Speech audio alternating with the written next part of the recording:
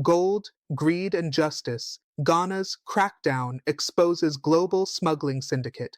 Welcome to the Bold African Voice, BAV, where we dig deep into the forces shaping our continent's future. I'm Abdul Karim Kargbo, born and raised in Africa. In today's video, Ghana arrests 3 Indian nationals in a suspected gold smuggling ring that could be worth billions. But this is more than a criminal case. This is a wake-up call to Africa, a test of justice, and a moment that could define our mineral sovereignty. Stay with us as we unpack the full story and what it means for Ghana, Africa, and the global gold trade. In a stunning development that casts fresh light on the underbelly of Africa's mineral economy, Ghanaian authorities arrested 3 Indian nationals in Kumasi over their alleged involvement in a transnational gold smuggling ring. The trio, aged 22, 35, and 42, were reportedly operating an unauthorized gold trading hub from their private residence, raising urgent concerns about regulatory gaps, illicit financial flows, and foreign exploitation of Africa's natural resources. The suspects pleaded guilty at their arraignment and remain in custody, pending a court hearing on May 12, 2025. According to the Ghanaian gold trading regulatory body, GoldBod, the individuals were found with 1.9 million cedi, roughly $134,000, 4,500 Indian rupees, 4,363 kilograms of unregistered gold, and other evidence including surveillance systems and unauthorized business equipment. Reuters, April 29, 2025. Africa's gold, a blessing or a curse. Ghana, Africa's second largest gold producer after South Africa, has historically suffered from gold smuggling, with estimates indicating that billions of dollars worth of the precious metal leave the continent illicitly each year. This not only undermines government revenue, but also destabilizes the local gold market, depletes national reserves, and deprives small-scale miners of fair earnings. According to the Africa Center for Strategic Studies, more than 80% of artisanal gold in West Africa is unregistered and potentially smuggled, often through sophisticated international networks. This issue is by no means unique to Ghana. Across the continent, countries like Sudan, Mali, the Democratic Republic of Congo, DRC, and Zimbabwe are losing significant revenues due to the illicit gold trade. In Sudan, gold accounts for over 40% of export revenues, but 70–80% of this gold is believed to be smuggled. IMF Sudan Country Report 2023.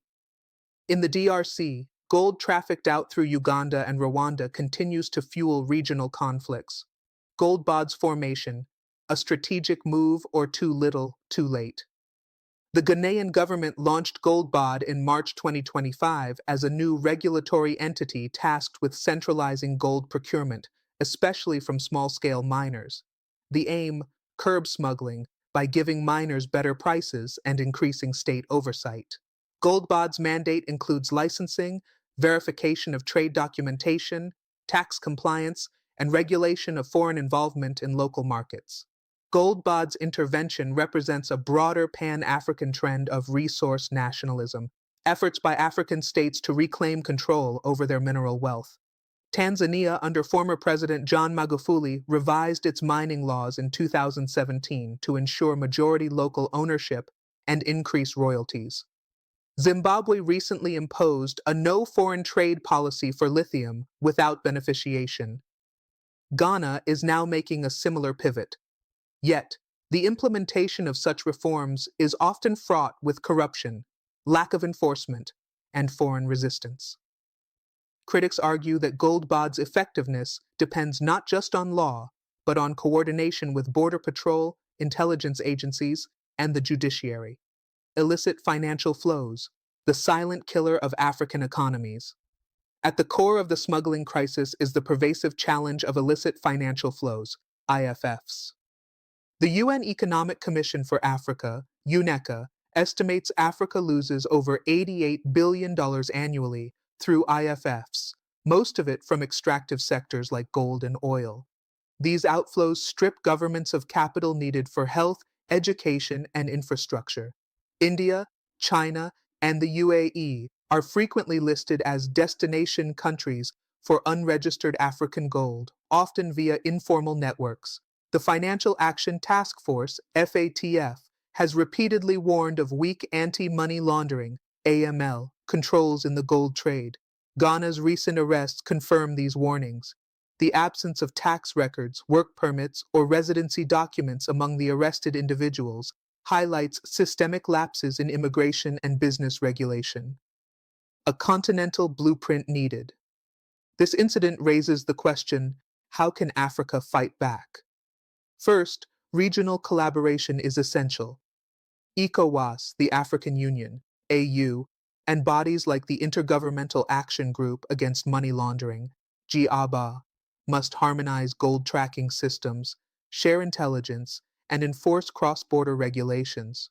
The African Continental Free Trade Area, AFCFTA, can be a powerful tool for this, if used not just for trade liberalization, but also for coordinated governance and transparency in resource management.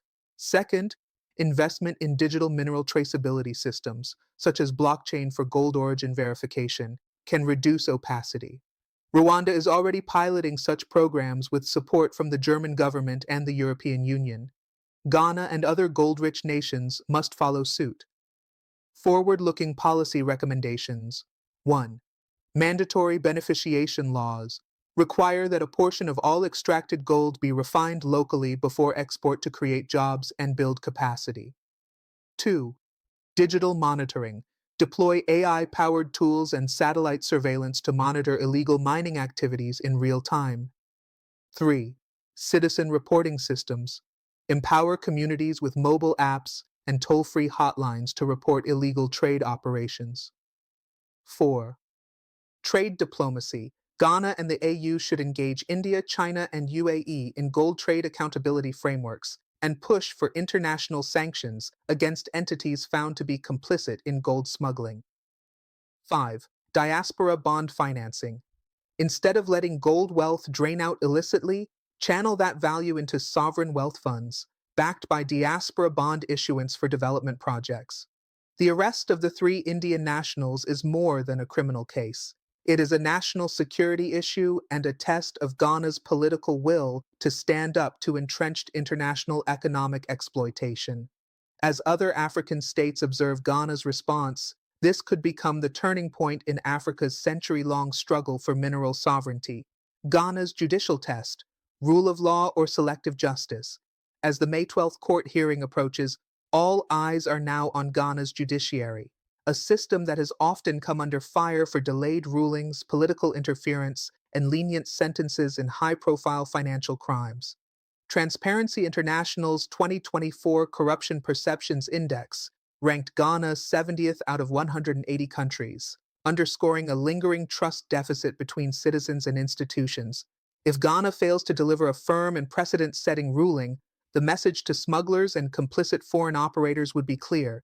The risk of arrest is low, and the cost of breaking the law remains negligible. To restore credibility, the courts must impose not just custodial sentences, but also asset forfeiture, deportation, and potential lifetime bans from re-entering Ghana's mining ecosystem. Furthermore, local accomplices, including fixers, intermediaries, and corrupt officials, if identified, must also be prosecuted to avoid scapegoating only foreign actors. A strong legal response could serve as a deterrent, but more importantly, it could reinforce the legitimacy of GoldBod as a credible enforcement agency in the eyes of the international gold market and Ghanaians alike. The broader geopolitical lens, India and Africa's uneven economic ties. India, a major consumer of gold with a strong diaspora footprint across Africa, has rapidly expanded its trade relations with the continent. However, the dark undercurrent of informal trade, tax evasion, and resource extraction without adequate local value addition threatens to erode diplomatic goodwill. According to India's Ministry of Commerce, bilateral trade with Africa reached over $90 billion in 2023-2024. Ghana remains a key partner, yet this arrest underscores the uncomfortable truth. Some Indian firms and individuals are exploiting regulatory loopholes in weak African states to profit from illicit resource flows. India must take responsibility and collaborate with African states to root out rogue actors within its diaspora network. Much like China, whose nationals have also been implicated in illegal gold mining and logging across Africa, India risks reputational damage if it fails to act. The African Union, ECOWAS, and Ghanaian diplomats should jointly engage India in a formal bilateral anti-smuggling treaty, complete with extradition clauses, joint investigations, and trade compliance protocols. Community impact, the unseen victims of smuggling. While the headlines focus on arrests and political action, the real cost of smuggling is borne by Ghana's small-scale miners, known locally as Galamsey workers. These miners, often operating in harsh conditions and outside formal employment systems, receive below-market prices for their gold due to smuggling syndicates that suppress local demand and distort pricing. In 2023, Ghana's Ministry of Lands and Natural Resources estimated that more than 60% of the country's gold output came from the informal sector, most of which escaped proper taxation and licensing. Women in these communities, who often work in secondary roles such as processing, trading, or providing logistical support, are disproportionately affected when illicit trade undercuts local businesses. The rise of GoldBod offers an opportunity to formalize this sector, ensure fair pricing, and channel gold revenues into community development, health, and education. However, this can only succeed if local miners are included in the design and governance of the new system. Community engagement, mobile banking, and accessible licensing procedures must be prioritized to win the trust of grassroots stakeholders. Regional models of resistance, what Ghana can learn. There are instructive examples across the continent.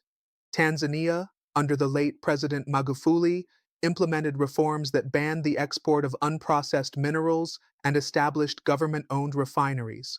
The move initially faced backlash but ultimately increased domestic revenue and jobs.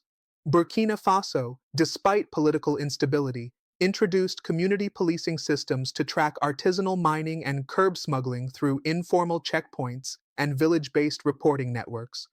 South Africa, through the Department of Mineral Resources and Energy, has employed geo-tagged tracking systems and formalized artisanal mining licenses for small-scale operators, although challenges remain with illegal gold syndicates in Gauteng and Limpopo provinces.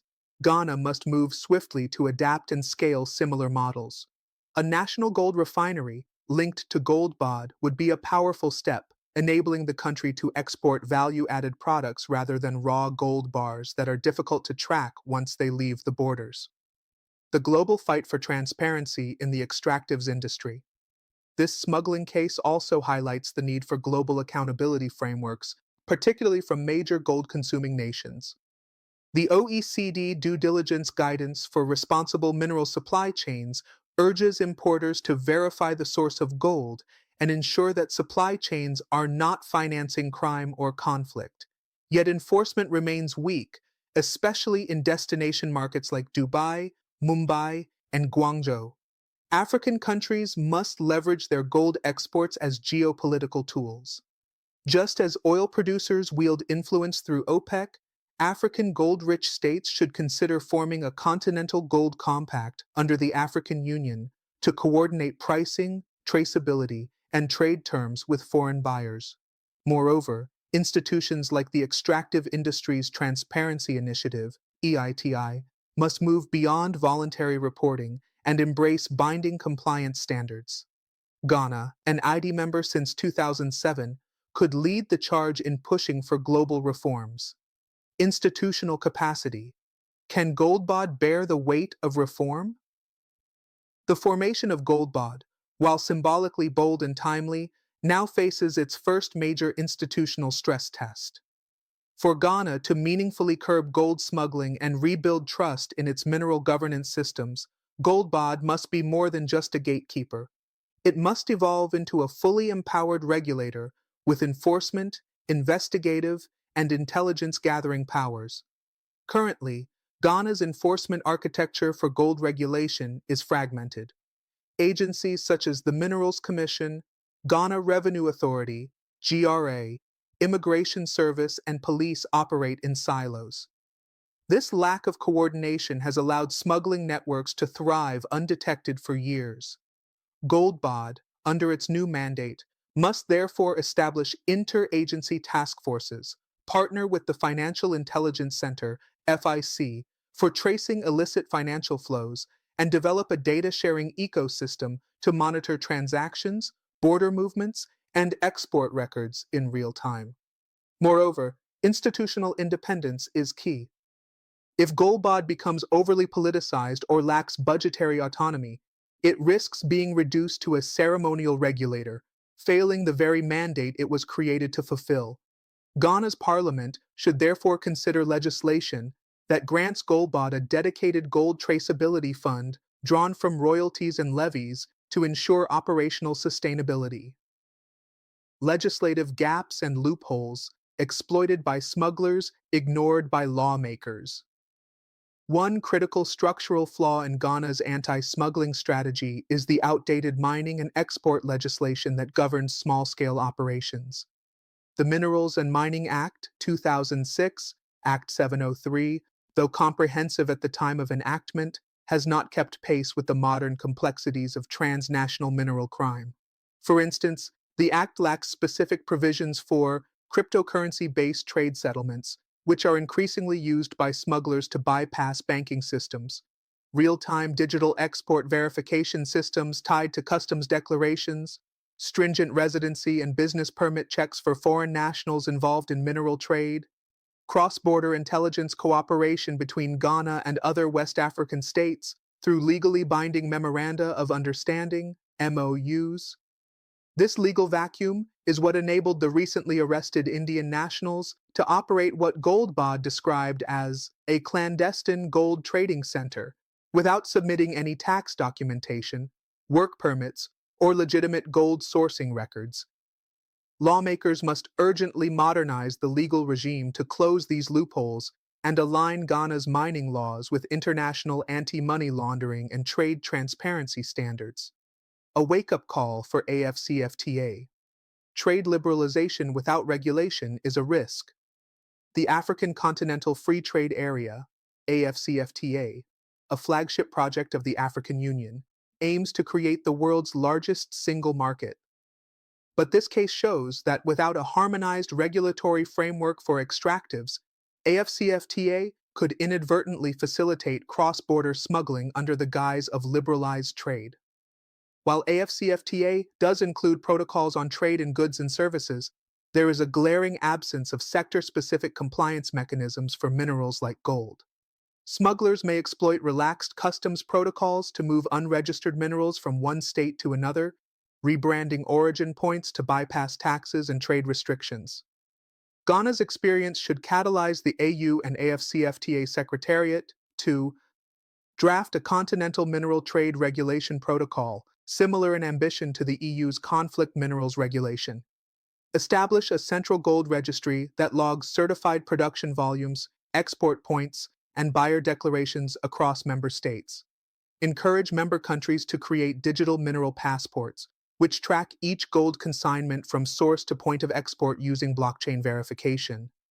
If implemented, these measures could transform Africa's fragmented and leakage-prone gold industry into a secure, traceable, and revenue-maximizing sector that benefits its people rather than foreign cartels. The role of technology, Africa's best weapon against smuggling technology, can and must play a pivotal role in ending gold smuggling. Traditional manual records and paper-based licensing systems are no match for modern criminal syndicates who exploit regulatory delays, bribe officials, or use fake documentation. To modernize enforcement, Ghana and its regional partners should deploy blockchain-based traceability platforms, e.g., Consensus, CodeFi, or Everledger, that document gold from pit to port. Install smart customs infrastructure at key border points equipped with real-time scanning, geolocation monitoring, and electronic cargo verification. Encourage mobile-based licensing systems for artisanal miners, allowing real-time updates on production, sales, and royalty payments.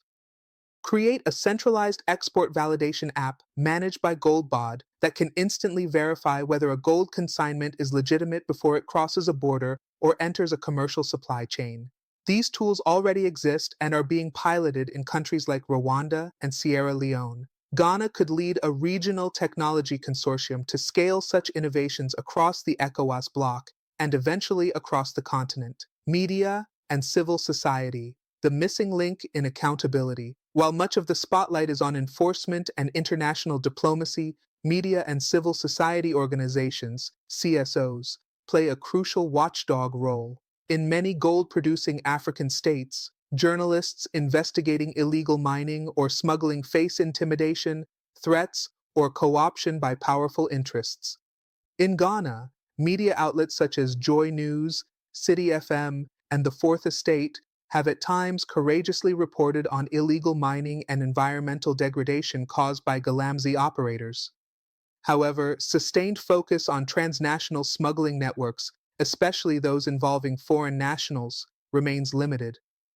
To change this, GoldBod and the Ghanaian government should establish a gold smuggling whistleblower protection program, providing anonymity and incentives for reporting syndicate activity, partner with investigative journalism units to expose smuggling cartels and their enablers within government and the private sector, facilitate civil society monitoring boards within GoldBod to enhance transparency and public trust. This public-facing approach can complement enforcement by turning every citizen, miner, and trader into a participant in protecting Ghana's sovereign gold reserves. Global gold markets, drivers of reform or engines of exploitation. At the heart of Africa's gold smuggling crisis lies a paradox. The global demand for ethically sourced gold is higher than ever, yet the market continues to incentivize opacity and speed over due diligence and traceability. Major international gold hubs, such as Dubai's Gold Souk, India's Mumbai Zaveri Bazaar, and Switzerland's Valcambi and Metalor refineries, import vast quantities of African gold. Yet industry watchdogs like Global Witness and The Sentry have frequently criticized these centers for accepting gold with limited provenance documentation. In 2020, the Swiss government acknowledged that 80% of gold refined in the country was from unidentified sources. This global blind spot enables smuggled African gold, like the 4.3 kilograms seized in Kumasi, to be melted, rebranded, and re-exported as clean gold. This process, known as gold laundering, mirrors the money laundering that financial systems have long tried to eliminate. To break this cycle, consumer countries must be held accountable for the origin of the gold they import. This requires mandatory source disclosure laws. Countries like Switzerland, the UAE, and India should adopt binding legislation requiring refiners and traders to verify and disclose the country of origin, point of export, and the original mine site of all gold imports. Import blacklists for non-compliant buyers. Ghana and other African states should consider naming and shaming foreign refineries and firms found to be complicit in the trade of untraceable or smuggled gold and restrict their access to official supply chains. Gold traceability audits. Multinational jewelry and electronics brands, including Apple, Tiffany & Co., and Samsung, must be required to publish third-party audits of their gold supply chains, showing how much of their gold is of African origin and whether it passed through conflict-affected or high-risk areas. The London Bullion Market Association, LBMA, and OECD can provide technical frameworks, but enforcement must come from governments and public pressure from conscious consumers. Environmental and human rights consequences, hidden costs of smuggled gold. Beyond economic loss, smuggled gold often carries a toxic legacy, devastating environmental destruction, child labor, and human trafficking. In Ghana, galamsey activities, some linked indirectly to smuggling syndicates, have polluted major water bodies such as the Piara and Ankobra rivers with mercury and cyanide. According to Ghana's Environmental Protection Agency, EPA, illegal mining caused over 2.5 million hectares of land degradation between 2010 and 2023. Forest reserves have been decimated, biodiversity disrupted, and local food systems contaminated.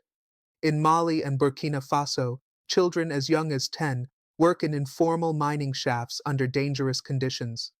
Similar patterns exist in the Eastern Democratic Republic of Congo, DRC, where gold profits have funded militias and warlords, prolonging cycles of violence.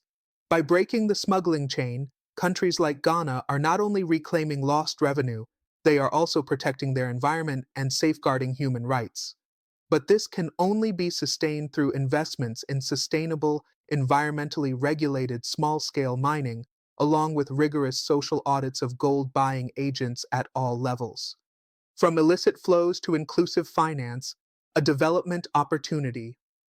Paradoxically, the billions lost through gold smuggling could be redirected into national development if captured and regulated effectively. Ghana and other resource-rich African nations can transform their gold economy into a pillar of inclusive finance through the following measures. 1. Creation of a national gold-backed sovereign fund, like Botswana's Diamond Fund or Nigeria's Sovereign Wealth Fund. Ghana can use gold revenues to create a stabilization and infrastructure investment fund, shielding the economy from commodity price volatility. 2. Miners' cooperative banks. Ghana can incentivize artisanal and small-scale miners, ASMs, to formalize by granting access to credit through cooperative-run microbanks, backed by guaranteed offtake agreements from GoldBod. 3.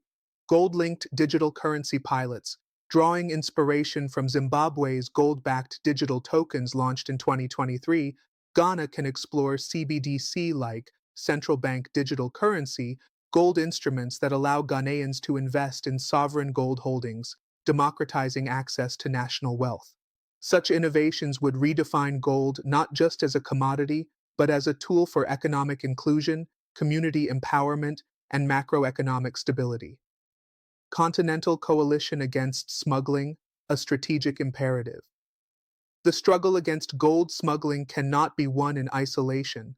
Ghana must now lead the charge toward a continental coalition of mineral-producing states, uniting around a common cause, to protect Africa's natural wealth from foreign plunder and internal sabotage.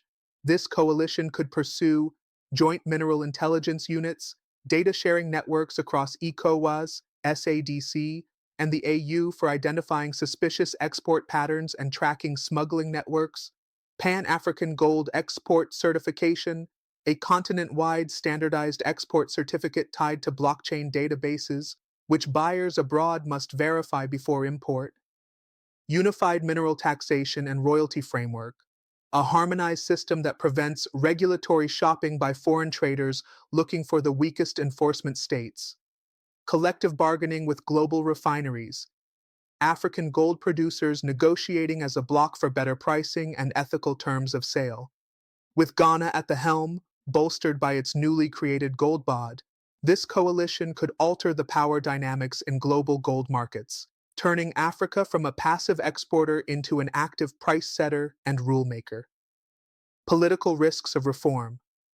The elephant in the gold room. As Ghana positions itself to lead a continental shift in gold governance, the greatest threat may not come from abroad, but from within. The gold smuggling economy is deeply entangled with local politics, state institutions, and economic elites who benefit from the status quo. Tackling it requires not only regulatory reform, but also political courage and systemic disruption of entrenched networks of influence. In Ghana, as in many African nations, there are persistent allegations of state capture in the natural resources sector. Politicians, traditional leaders, and even security personnel have been accused of facilitating or protecting illegal mining operations and smuggling syndicates in exchange for kickbacks, campaign financing, or political loyalty. A 2022 report by Ghana's Office of the Special Prosecutor, OSP, noted a disturbing trend. A significant portion of illicit mineral trade is enabled or shielded by politically exposed persons, making enforcement selectively applied and occasionally manipulated. This systemic rot means that even with a strong institution like GoldBod, anti-smuggling measures may be undermined from within unless accompanied by political will at the highest levels. President Nana Akufo-Addo's administration, or his successors, must not only endorse GoldBod's actions, but shield it from political interference and retaliatory power plays. Whistleblower and witness protection systems, reformers, investigators, and journalists working on gold smuggling must be protected from reprisal through legislation, independent oversight bodies, and international support. Institutional cleansing, security, and customs officers implicated in collusion with smugglers must be prosecuted publicly to restore faith in the system. The path to gold sector reform is not just technocratic, it is profoundly political. It will require disrupting vested interests, confronting elite complicity, and navigating the dangerous waters of economic nationalism versus entrenched patronage systems. The role of traditional authorities, gatekeepers or enablers, in Ghana's mining heartlands, especially Ashanti, Western, and Eastern regions, traditional chiefs and local authorities wield immense power over land access, customary mining rights, and the local enforcement of resource governance. These actors are crucial stakeholders in any attempt to reform the gold trade. However, in many areas, chieftaincy institutions have become enmeshed in the informal mining economy. Some chiefs have been accused of granting unofficial mining permits or turning a blind eye to illegal operations in exchange for gold shares or rent. Others claim they have no choice, given the absence of state oversight or alternative livelihoods for their communities. To bring traditional authorities on board as partners in reform, the state must create legal frameworks for customary land management in mining zones, ensuring that all local mineral-related agreements are registered, monitored, and audited by a central authority like GoldBod, incentivize chiefs to participate in anti-smuggling campaigns through community benefit-sharing mechanisms, land restoration programs, and recognition for clean chiefdoms.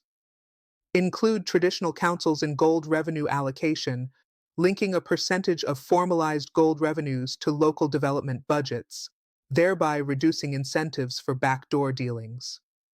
Failure to do so risks pushing gold governance into a binary struggle between state actors and customary powers, a dangerous path that could deepen fragmentation and erode reform gains. Smuggling, elections, and political financing, a dangerous nexus. The intersection of gold smuggling and political campaign financing is perhaps the most under-discussed yet deeply consequential dimension of the crisis. In Ghana, as in many democracies with weak campaign finance regulations, elections are expensive, and political parties often turn to informal sources of funding. Illicit proceeds from gold, timber, and fuel smuggling have been flagged by civil society watchdogs, such as Imani Ghana and CDD Ghana, as key sources of off-the-books election funds. This nexus creates a vicious cycle. 1. Political candidates receive funding from smuggling actors or their intermediaries. 2. Once elected, these officials protect or expand the interests of their financiers. 3. Reformers who threaten these arrangements are marginalized, discredited, or removed from office. Unless campaign finance laws are reformed and enforcement agencies are equipped to trace illicit flows into politics, smuggling will remain not just an economic crime, but a political strategy. Ghana's Electoral Commission, Financial Intelligence Center, and Parliament must urgently collaborate to cap and disclose all political donations, including in-kind contributions such as vehicles, fuel, or construction services, which are often linked to illicit networks. Create a pre-election audit mechanism for parties and candidates, particularly in high-risk, resource-rich regions. Ban individuals under investigation for mineral-related crimes from contesting elective office until their names are cleared through due process. Without addressing the influence of illicit gold profits in politics, any anti-smuggling campaign is likely to be co-opted or crushed from within. Youth and the future of Ghana's gold economy. The youth bulge in Ghana and across Africa is both a risk and an opportunity. An estimated 65% of Ghana's population is under the age of 30, with many facing chronic unemployment or underemployment.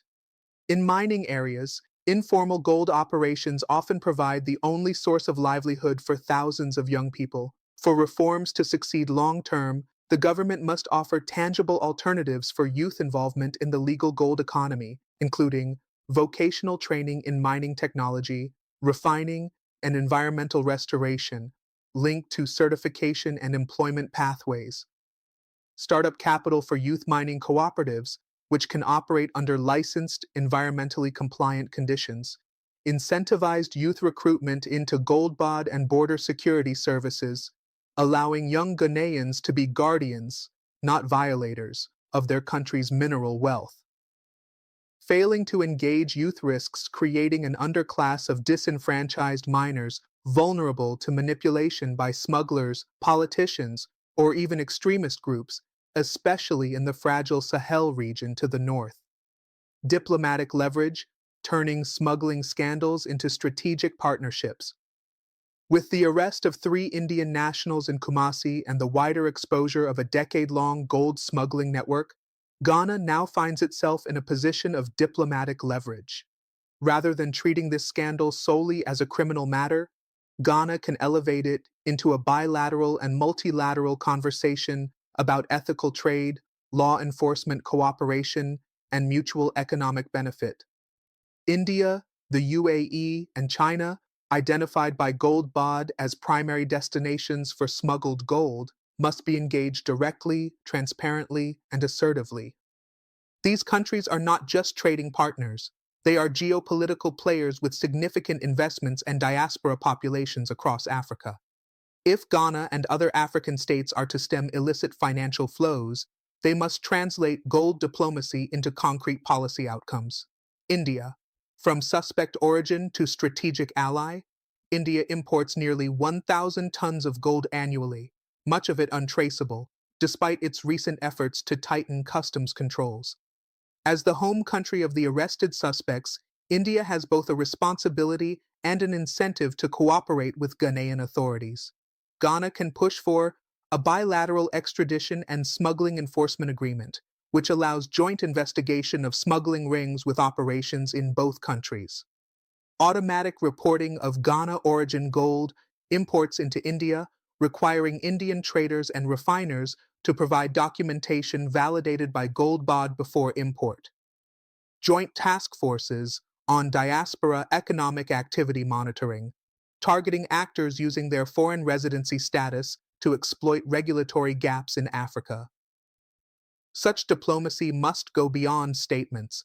It must include ministerial-level engagement between Ghana's Ministry of Lands and Natural Resources, Ministry of Foreign Affairs, and India's Directorate of Revenue Intelligence, DRI, plus embassies in Accra and New Delhi, United Arab Emirates. Transparency or trade black hole. The UAE, particularly Dubai, has long faced accusations of enabling smuggled gold flows from Africa. A 2019 report by the UN group of experts on the DRC named Dubai as a key destination for conflict and illicit gold. The Emirates Gold Refinery, operating under lax origin checking regimes, has been implicated in multiple African supply chain scandals. Despite this, Dubai remains a major gold hub offering competitive prices, minimal documentation requirements, and fast turnaround times, attractive features for smugglers. Ghana must therefore approach the UAE with a clear demand for reform, including mandatory import declaration of origin certification for all African gold, enforceable through port of entry verification tools linked to GoldBod's records, cooperation on real-time gold tracking platforms, possibly integrated with Dubai's own customs technology, suspension of import licenses for buyers previously linked to smuggled Ghanaian gold, until they can demonstrate clean sourcing. Moreover, the African Union should engage with the UAE on a continental gold trade framework, where compliance with traceability standards becomes a prerequisite for access to Africa's mineral wealth. China. Investment. Without exploitation. China's role in Africa's gold economy is complex. On one hand, Chinese nationals and companies have been widely reported to engage in illegal small-scale mining, galamsey, in Ghana and beyond. On the other hand, China is a critical investor in African infrastructure and one of Ghana's largest trading partners. This dual role provides both a risk and an opportunity. Ghana can seek from China a memorandum of understanding on ethical gold trade, similar to China's Belt and Road Initiative, BRI, environmental cooperation clauses. joint investigations into Chinese companies operating in gold zones, including those suspected of violating Ghanaian mining laws, Chinese investment in formal gold refining, and local processing facilities, under a framework that promotes technology transfer and local content policies. If properly structured, China's capital can be aligned with Ghana's regulatory sovereignty rather than undermining it. But this will require strong legal instruments, political diplomacy, and civil society monitoring to ensure compliance.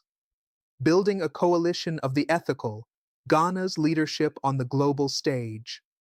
The global community is increasingly aware of the role natural resources play in shaping not only national economies, but also global governance, human rights, and climate resilience. With the right strategy, Ghana can position itself as a moral and strategic leader in the fight for ethical gold trade, much like Botswana did with diamonds in the early 2000s. To build this coalition, Ghana could convene an ethical gold summit in Accra, inviting African gold producers, consumer nations, international NGOs, and global refineries to draft a joint declaration on traceable, transparent gold trade. Lead the formation of an African Gold Governance Forum, AGGF, under the African Union's umbrella, which sets standards for environmental compliance, fair pricing, and artisanal mining integration. Advocate for the UN Human Rights Council and OECD to adopt formal standards for gold traceability, building on existing frameworks like the Kimberley process for diamonds. Through these actions, Ghana wouldn't just be fighting smuggling, it would be reshaping the global architecture of mineral governance, with African interests at the center of decision-making. Greening the gold economy, aligning Ghana's gold reform with global ESG and climate resilience goals. As the world transitions toward sustainable development models, the pressure is mounting for resource-rich countries to decarbonize their extractive sectors. Ghana, at the forefront of gold governance reform, now has the opportunity to go further by embedding environmental, social, and governance (ESG) principles into the core of its new gold management regime. Gold mining, particularly artisanal and small-scale operations, has long been associated with ecological degradation, including deforestation, soil erosion, river pollution, and mercury poisoning. These activities disproportionately affect rural and forested communities in Ghana's western, Ashanti, and eastern regions, where thousands of illegal or informal pits operate beyond state control. If Ghana's regulatory transformation stops at smuggling and revenue losses, it will only address part of the problem. To future-proof its reforms, Ghana must now focus on building a climate-conscious gold economy rooted in resilience, inclusivity, and accountability. 1. Environmental stewardship and mercury elimination. Ghana is a signatory to the Minamata Convention on Mercury, which requires parties to reduce and, where feasible, eliminate mercury use in artisanal and small-scale gold mining, ASGM. Yet implementation remains slow, and mercury continues to be widely used in Galamsey pits across the country.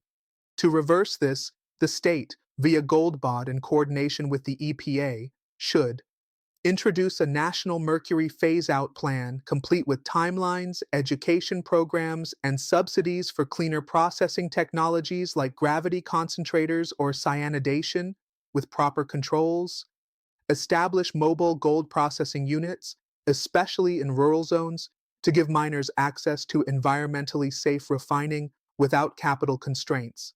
Impose stiff penalties for mercury importation and usage, while empowering customs and border agencies to track and seize illegal shipments. These steps not only protect ecosystems and water bodies, but also safeguard miners themselves, many of whom suffer neurological and respiratory complications due to mercury exposure. 2. Climate-resilient mining zones. With climate change accelerating droughts, floods, and land degradation across West Africa, Ghana must also rethink the spatial logic of mining licenses. Unregulated mining in fragile ecosystems exacerbates land vulnerability and increases the risks of displacement and food insecurity. A forward-thinking strategy would include climate vulnerability mapping for mining sites, using satellite data and GIS tools to identify zones at risk of erosion, flooding, or biodiversity collapse. Exclusion of high-risk ecological zones from mining licenses, including forest reserves, wetlands, and riparian buffer zones. Mandatory land rehabilitation plans as part of every gold mining license, backed by upfront reclamation bonds to ensure compliance.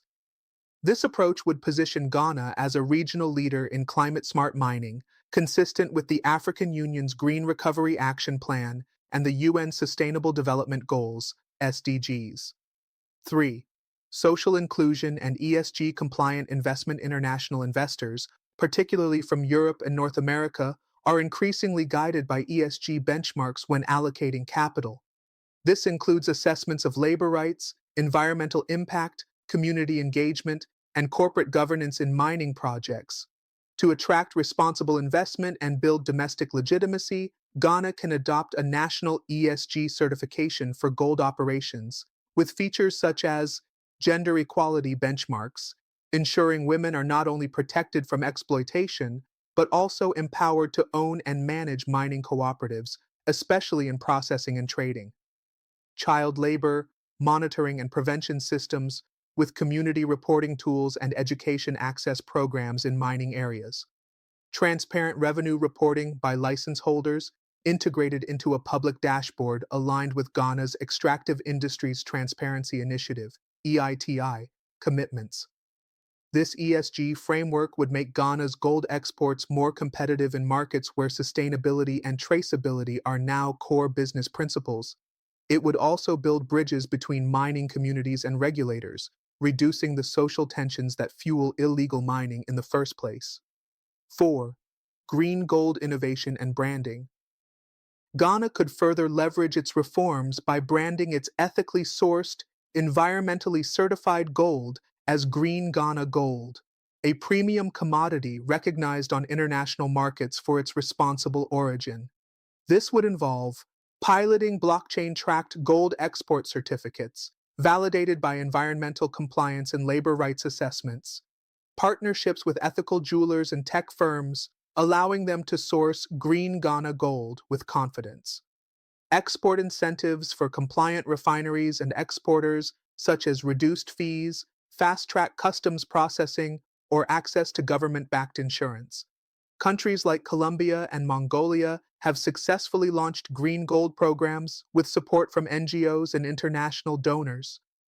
Ghana can replicate and scale such models, becoming the first West African country to formally export certified ESG-compliant gold. This would position Ghana as a trailblazer, not only in the fight against smuggling, but in the global transition to sustainable extractives. The path forward: integrating gold reform into national development strategy. Ghana's transformation of its gold sector must not be seen in isolation. It is deeply intertwined with its national development goals, ranging from economic diversification to green industrialization and social justice. The gold sector, if properly restructured, can become a pillar of fiscal resilience through increased tax revenue and reduced illicit flows, a catalyst for industrial development by fueling domestic refining, jewelry production, and gold-backed finance, a platform for climate adaptation by financing ecosystem restoration and climate-smart infrastructure in mining communities, and a model for inclusive governance with active participation from local communities, youth, women, and traditional leaders. To succeed, Ghana must anchor gold reform in its medium-term National Development Policy Framework, the African Mining Vision, AMV, and its nationally determined contributions, NDCs, under the Paris Climate Agreement. This integrated approach will ensure that Ghana's fight against gold smuggling is not just a reaction to crisis, but a visionary leap toward equitable, transparent, and sustainable national prosperity. A ripple through the region. Can Ghana inspire a West African gold renaissance? Ghana's bold stance on curbing gold smuggling and transforming its extractive governance is already sending ripples across the West African gold belt, a region rich in mineral resources but equally burdened by corruption, conflict, and unregulated artisanal mining. Neighboring countries such as Burkina Faso, Mali, Nigeria, and Cote d'Ivoire collectively produce hundreds of tons of gold annually, yet lose billions through illicit flows, unaccounted exports, and violent artisanal mining networks. The same transnational syndicates operating in Ghana are often linked to operations across these borders, aided by porous checkpoints, weak institutions, and limited regional enforcement. For Ghana's reforms to be sustained and scaled, they must become the blueprint for a sub-regional gold governance movement, rooted in coordination, shared data, and continental solidarity. Burkina Faso and Mali, fragile states with golden wounds. Burkina Faso and Mali are two of Africa's largest gold producers, yet both are grappling with intense political instability and insurgent violence that feeds off the chaos of unregulated gold mining. According to the OECD, artisanal gold mining in these countries contributes to the financing of violent extremist groups, including those affiliated with Al-Qaeda and the Islamic State. Without strong state oversight, gold becomes a currency of war. Ghana's approach, centered on centralizing small-scale gold trade under a regulatory agency like GoldBod, offers a civilian governance model that can stabilize the sector, reduce funding for armed groups, and return economic control to the state. To facilitate this, ECOWAS and the African Union should support technical exchanges between GoldBod and Mali, Burkina Faso mining authorities, enabling the replication of Ghana's central buying, traceability, and export certification systems, cross-border anti-smuggling task forces with integrated border surveillance, intelligence sharing, and joint training of customs, military, and mining officers, regional peace and resource governance accords, which bind transitional governments and military juntas to transparent mineral management, even under emergency rule. By anchoring gold governance to peace building, Ghana can help its Sahelian neighbors transform conflict zones into zones of inclusive economic recovery.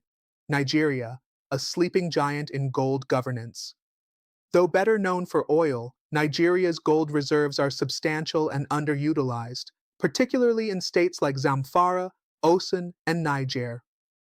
Over the past decade, the country has suffered from widespread illegal mining, environmental disasters, and a deadly mix of banditry, terrorism, and smuggling, especially in the northwestern region. In 2020, Nigeria launched the Presidential Artisanal Gold Mining Initiative, PAGYAMI, aiming to formalize ASGM activities and introduce gold aggregation centers. Yet progress has been slow due to bureaucratic hurdles, limited trust from miners, and entrenched corruption.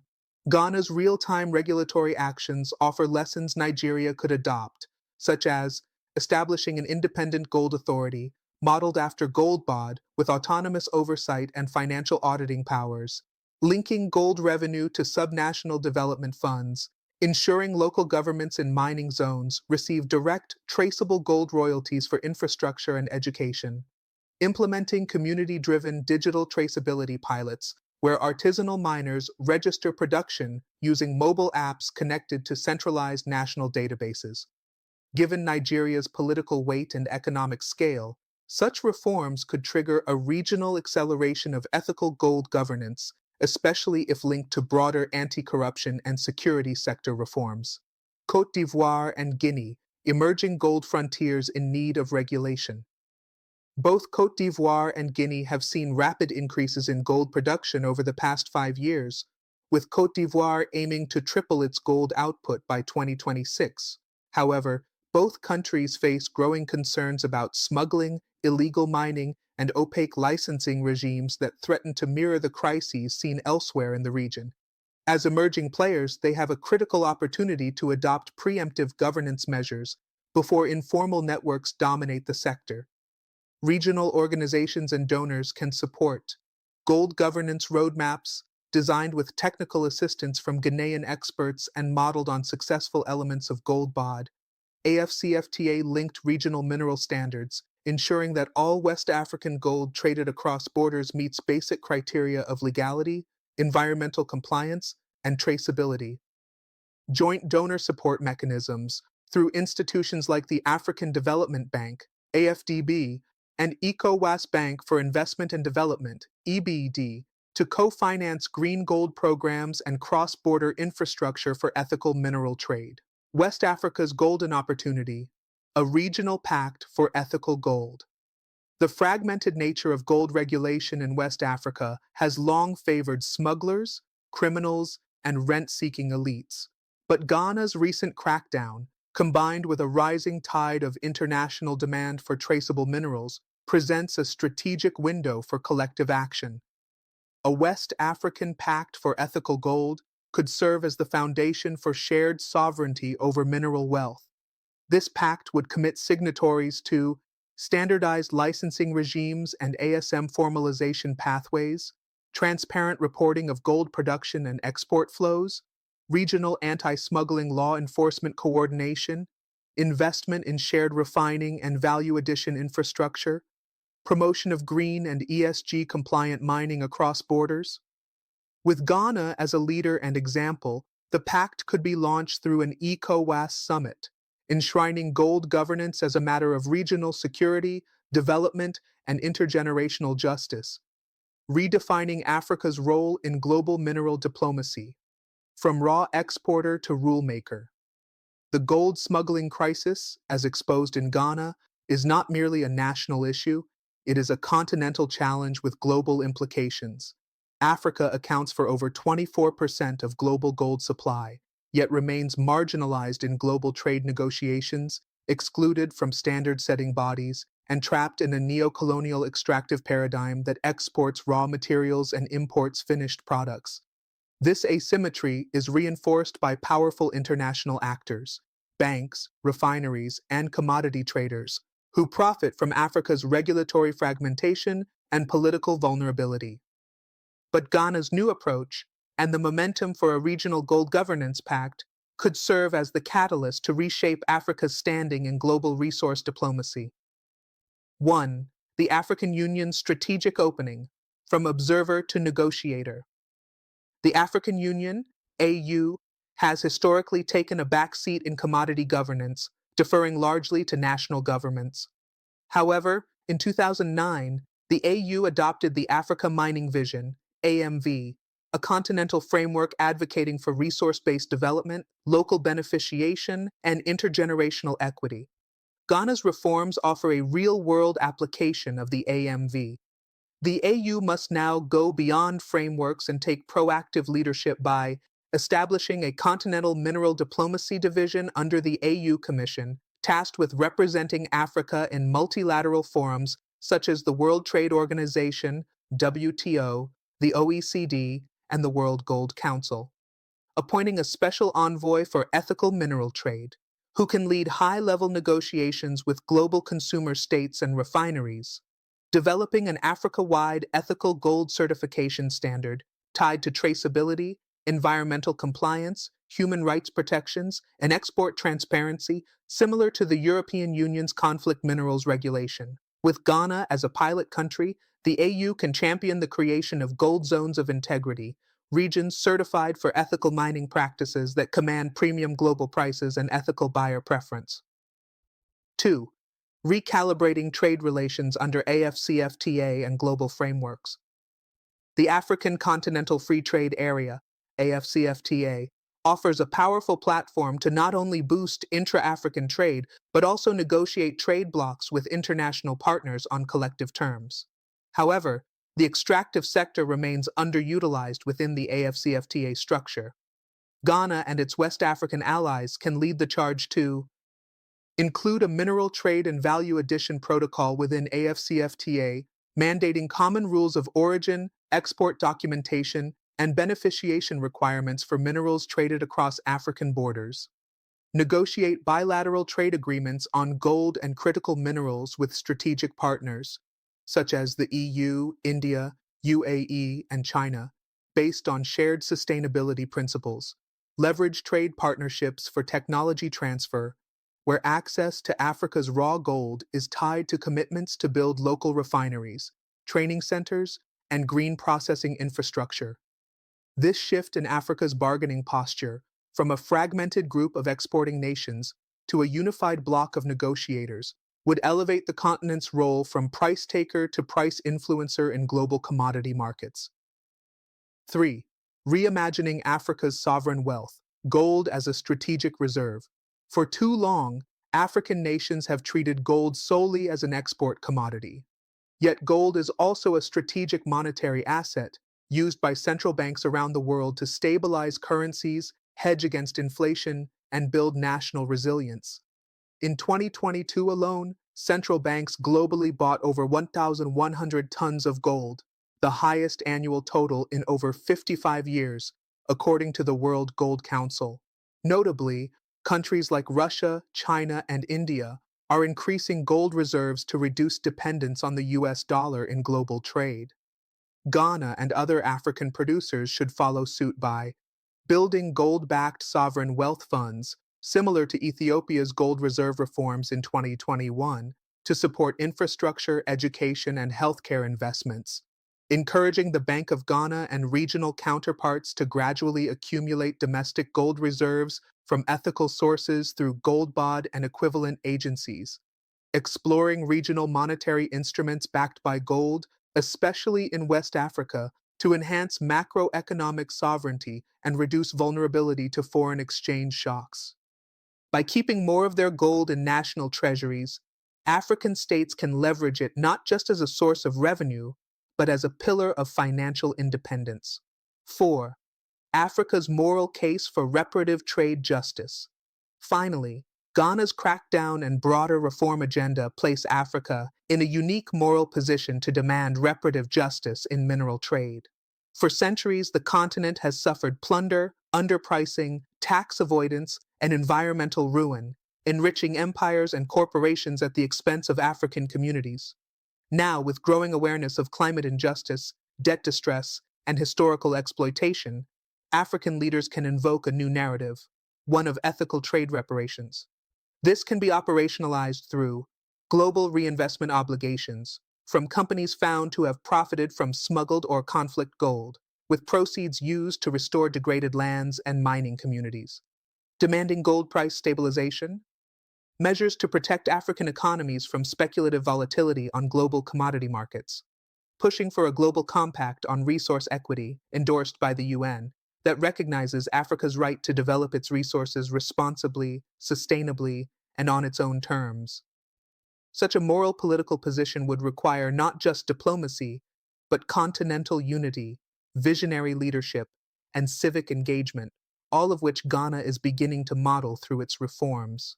The People's Gold, civil society, youth movements, and the African media awakening. While state agencies and international actors battle over gold flows and trade protocols, a quieter revolution is taking shape on the ground, led by African youth, civil society activists, community journalists, and local watchdogs who are reclaiming the narrative around mineral wealth. In Ghana, citizen-led movements such as Stop Galamsey Now and Occupy Ghana have placed illegal mining and smuggling squarely in the national spotlight. In other parts of West Africa, young activists and investigative journalists are exposing the connections between foreign exploitation, elite impunity, and environmental collapse. The power of these movements lies in their ability to mobilize public pressure for transparent gold contracts, licensing processes, and community benefit agreements, hold state institutions accountable through social media exposés, public forums, and legal petitions, educate local miners and communities on their rights, health hazards, and the long-term costs of informal or exploitative mining arrangements. Independent media outlets such as The Fourth Estate, Ghana, Premium Times, Nigeria, and lefaso.net, Burkina Faso, are becoming vital platforms for uncensored reporting on gold corruption, environmental crimes, and cross-border smuggling networks. These grassroots efforts must now be supported, protected, and integrated into national gold governance frameworks. Governments should recognize them not as threats, but as allies in the pursuit of sovereign, sustainable, and ethical resource management. Final reflections. Advice to African leaders.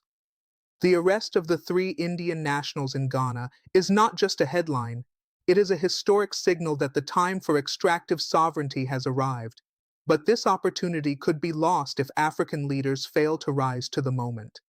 To every African head of state, minister, and policymaker, the message is clear.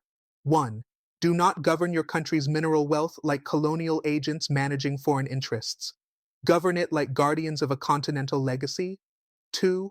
Invest in institutions, not just buildings or agencies, but in their autonomy, technical capacity, and protection from political capture. 3.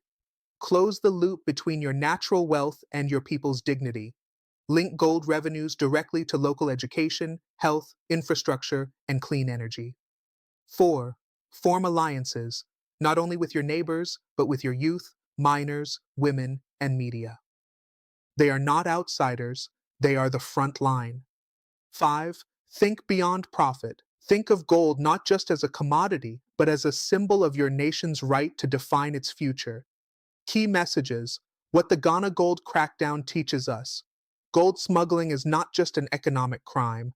It is a systemic failure rooted in weak regulation, elite collusion, and international complicity. Ghana's creation of GoldBod and subsequent crackdown represents a rare model of assertive resource nationalism that could inspire a continental shift. A regional approach, anchored in ECOWAS and AFCFTA, is essential to closing borders to smugglers and opening opportunity for responsible trade. Global powers must be held accountable for their role in perpetuating illicit gold flows and compelled to participate in traceable, ethical sourcing. Africa must stop exporting raw gold and importing poverty. The future lies in beneficiation, green mining, and gold-backed development instruments. Reform must be political, environmental, financial, and social. Without justice, no gold regime will be sustainable. And finally, the people, the youth, the miners, the journalists, the mothers guarding poisoned rivers, must be the heartbeat of the reform movement. Thank you for watching The Bold African Voice, BAV. Africa cannot afford to lose another ounce of dignity to unaccountable trade. The Bold African Voice will continue tracking this story and the wider struggle for ethical resource governance across the continent. If you believe Africa deserves better, hit that like button, share this video, and subscribe for more bold, unapologetic analysis. Until next time, stay informed, stay bold, stay African.